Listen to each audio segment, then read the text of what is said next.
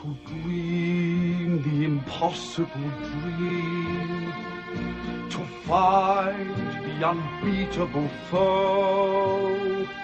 All right, this is the Brothers Herman. I'm Ramnesses. I'm Snake Eyes. We just got back from seeing Total Recall.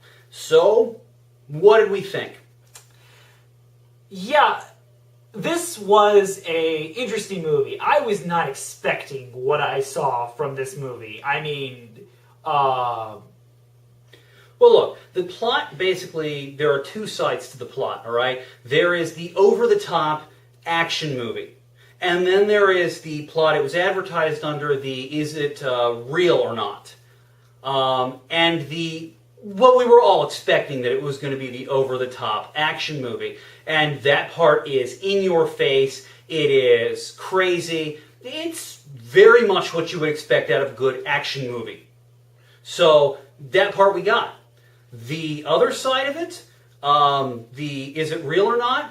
It's not played as much as the trailers would make you expect, which is not to say that it's not played at all. It's just not played with as much force. So, again, very much not what we were expecting, but that's not necessarily a bad thing at all.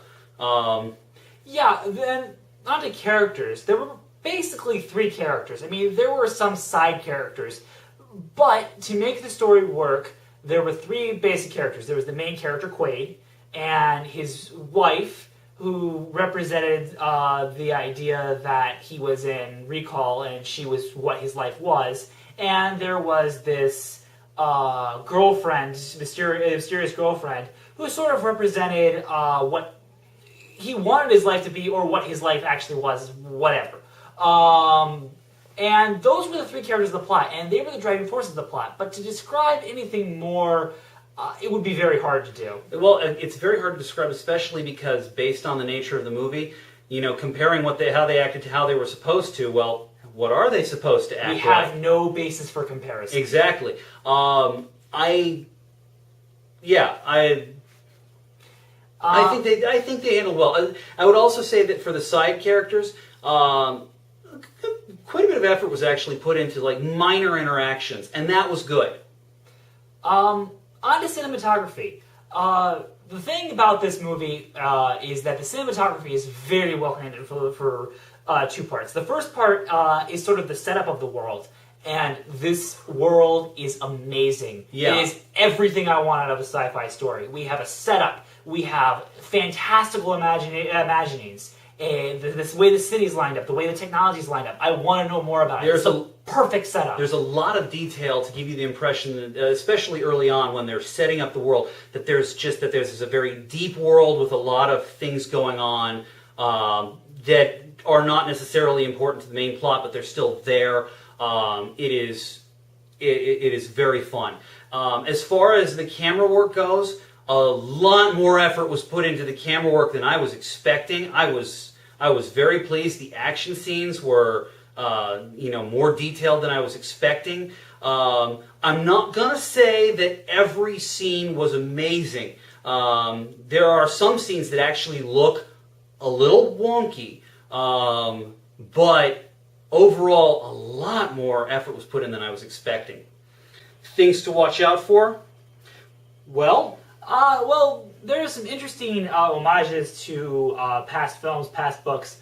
On the transit system into work at the very beginning of the movie, Quaid is reading a Ian Fleming James Bond novel, The Spy Who Loved Me. Now that's interesting because Ian Fleming is one of two other authors who have had as many film adaptations as the author of the short story which made Total Recall, Philip K. Dick. And so it's just an interesting homage, and it adds to the story somewhat.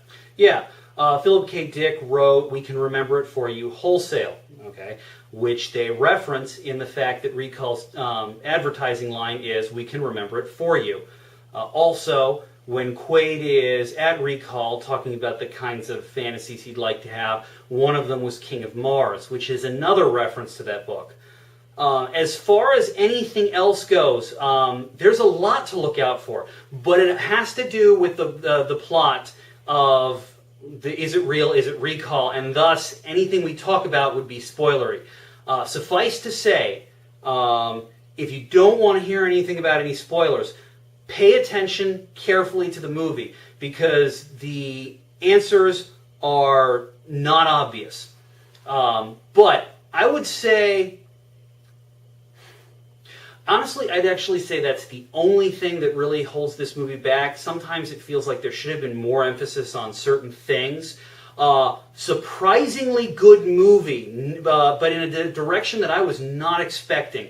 It's a surprisingly good movie. It's a very good movie. But my only advice is what we've already said.